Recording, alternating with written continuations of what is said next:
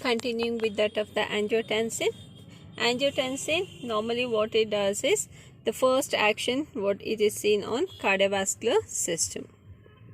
The main action is on cardiovascular system. So the most common effect is vasoconstriction. So this is normally mediated by acting via AT1 receptors. So what happens when the vasoconstriction occurs? Normally there will be increase in blood pressure.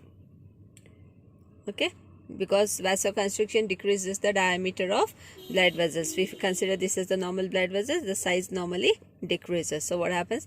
That normally increases the blood pressure. Okay, on the other hand, it stimulates the secretion of aldosterone. So already I told, aldosterone secretion causes increase in sodium and water retention.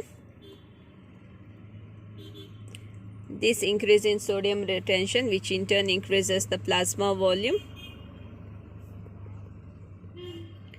This in turn increases the blood pressure. Okay, so normally here what happens is, both vasoconstriction as well as the secretion of aldosterone, both are responsible for increasing in blood pressure. Okay, on the other hand, stimulation, this angiotensin 2 also is responsible for increasing the force of myocardial contraction. It increases force of myocardial contraction. Okay, the reason is there is increase in calcium influx, because inositol triphosphate pathway normally increases the influx of calcium, and that increase in calcium is normally responsible for increasing in the myocardial contraction. Okay, in turn it increases the heart rate,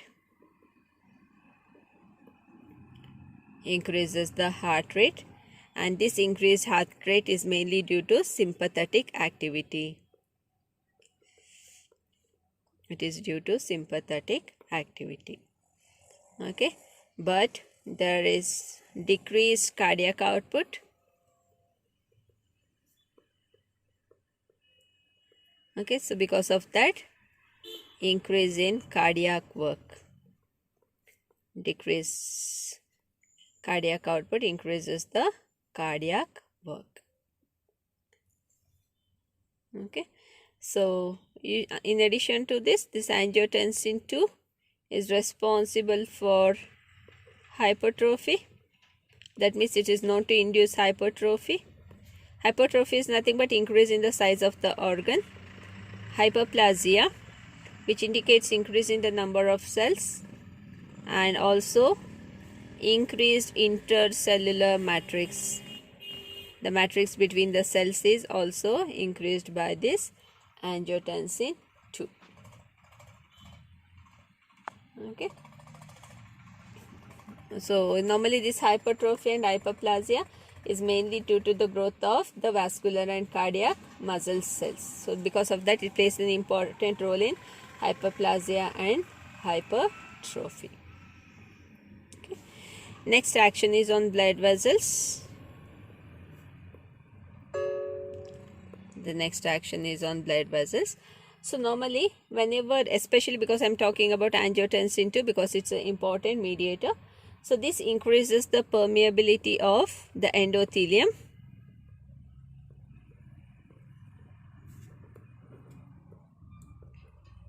Increases the permeability of endothelium, especially in large arteries.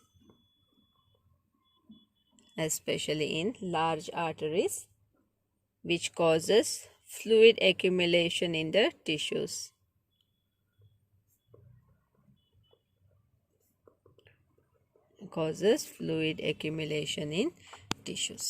Increases the permeability of endothelium in the large arteries and fluid accumulation in the tissues. Okay, so normally at this particular time, the renin-angiotensin system normally plays an important role in maintaining the blood volume. Okay, the next action is normally on the adrenal cortex. So sorry, adrenal cortex already I told, because it is known to cause the secretion of aldosterone, which in turn increases the sodium and water retention. Okay, the next action is it increases the growth of cardiac muscles. It increases the growth of cardiac muscle. Okay, thus there will be increased vascular thickness. There is increased vascular thickness. Okay, that means the thickness of the blood vessels normally increases, and these actions will be there for long period of time, which normally leads to myocardial hypertrophy, that is increase in the size of myocardium, which might normally lead to hypertension. Okay, next action is on kidney.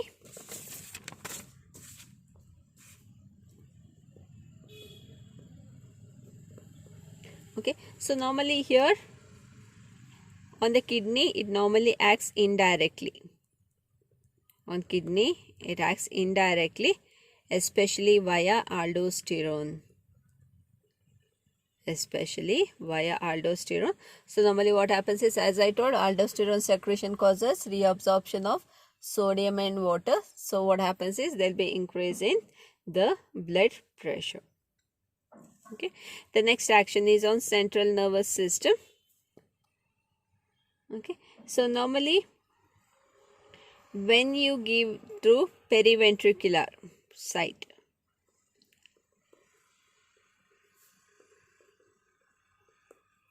okay, when it gain the access through the periventricular site, it normally causes drinking behavior and also the ADH release. So what happens is, normally again it causes increase in the plasma volume, because ADH, you know, antidiuretic hormone, causes retention of water. Okay, the next action is on peripheral system.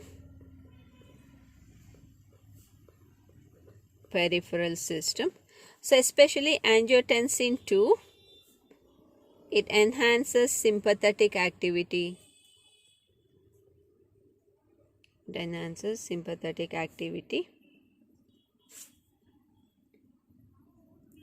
Which causes release of adrenaline.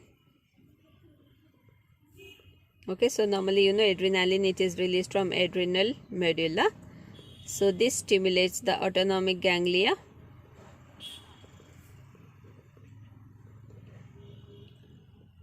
Okay, and this again in turn increases the release of noradrenaline. And the peripheral system, normally it enhances sympathetic activity, which causes release of adrenaline. So normally when you say adrenaline, noradrenaline also comes, because most of the noradrenaline is converted to adrenaline. Okay, so this in turn stimulates the autonomic ganglia, and that normally increases the noradrenaline release. Okay, so these are the various actions that is normally mediated by angiotensinogen. Okay, so coming to the uses of this angiotensinogen, it is, as such, it doesn't have much of use. It is normally used clinically to counteract hypotension,